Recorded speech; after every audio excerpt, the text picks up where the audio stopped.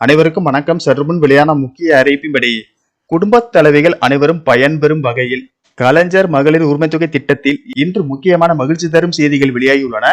இதை பத்தி விரிவாக தெரிஞ்சுக்க வேண்டும்னா இந்த வீடியோவை கடைசி வரைக்கும் ஸ்கிப் பண்ணாம பாருங்க. வீடியோக்குள்ள போறதுக்கு முன்னாடி இந்த வீடியோக்கு ஒரு லைக் பட்டனை பிரஸ் பண்ணிக்கோங்க. இப்பதான் நம்ம சேனலுக்கு ஃபர்ஸ்ட் டைம் இருக்கீங்கன்னா சப்ஸ்கிரைப் பட்டனை பிரஸ் பண்ணிக்கோங்க. கூடவே பெல் ஐகான் பட்டனையும் பிரஸ் பண்ணிக்கோங்க. வாங்க வீடியோக்குள்ள போகலாம்.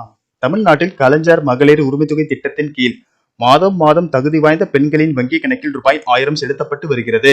இந்த திட்டத்தின் மூலம் கோடிக்கணக்கான பெண்கள் பயன்பெற்று வருகின்றனர். இந்த நிலையில் மகளிர் உரிமை தொகையில் புதிய மாற்றங்கள் கொண்டு வரப்பட உள்ளன. அதன்படி விரைவில் புதிய பயனாளிகள் சேர்க்கப்பட உள்ளனர். அதற்கான தீவிர நடவடிக்கையில் தமிழக அரசு ஈடுபட்டு வருகிறது. மேலும் மகளிர் உரிமை தொகை ரூபாய் 1000 மேலும் உயர்த்தப்பட உள்ளதாக தகவல்கள் தெரிவிக்கின்றன.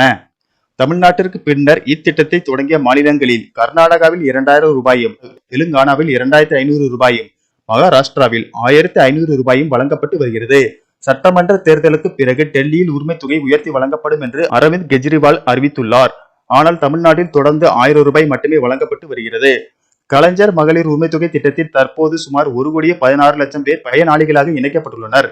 தொடர்ந்து பயனாளர்களை இணைப்பதற்கான பணிகள் நடைபெற்று வருகிறது.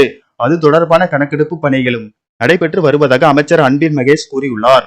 புதிதாக திருமணமாகியவர்கள், புதிய ரேஷன் அட்டைதாரர்கள், ஏற்கனவே விண்ணப்பித்து நிராகரிக்கப்பட்டவர்கள் என பலரும் இந்த திட்டத்தில் இணைய ஆவலாக உள்ளனர். இந்த சூழலில் பயனாளிகளின் எண்ணிக்கை மட்டுமல்லாமல் உரிமை தொகை அளவும் அதிகரிக்க உள்ளதாக கோட்டை வட்டாரங்கள் தெரிவிக்கின்றன. 2026ஆம் ஆண்டு சட்டமன்ற தேர்தலில் கடும் போட்டி நிலவக்கூடும் என்பதால் இந்த முடிவு எடுக்கப்பட்டதாக கூறப்படுகிறது. தேர்தலுக்கு முன்பாக மகளிர் உரிமை தொகை திட்டத்திற்கு விண்ணப்பித்தவர்கள், மேல்முறையீடு செய்தவர்கள் மட்டுமல்லாமல் தகுதி இருந்தும் நிராகரிக்கப்பட்டவர்கள் என அனைத்து மகளிருக்கும் மகளிர் உரிமை தொகை கிடைக்கும் என கூறப்படுகிறது. உரிமை தொகையை ரூபாய் 1000 2000 ரூபாய் வரை உயர்த்த முடிவு செய்யப்பட்டுள்ளது. மேலும் இன்னும் ஒரு சில வாரங்களில் புதிய பயனாளிகளை சேர்ப்பதற்கான அறிவிப்பு வெளியாகும் என்று கூறப்படுகிறது. இதனால் குடும்ப தலைவிகளிடையே மகிழ்ச்சியை ஏற்படுத்தி உள்ளது.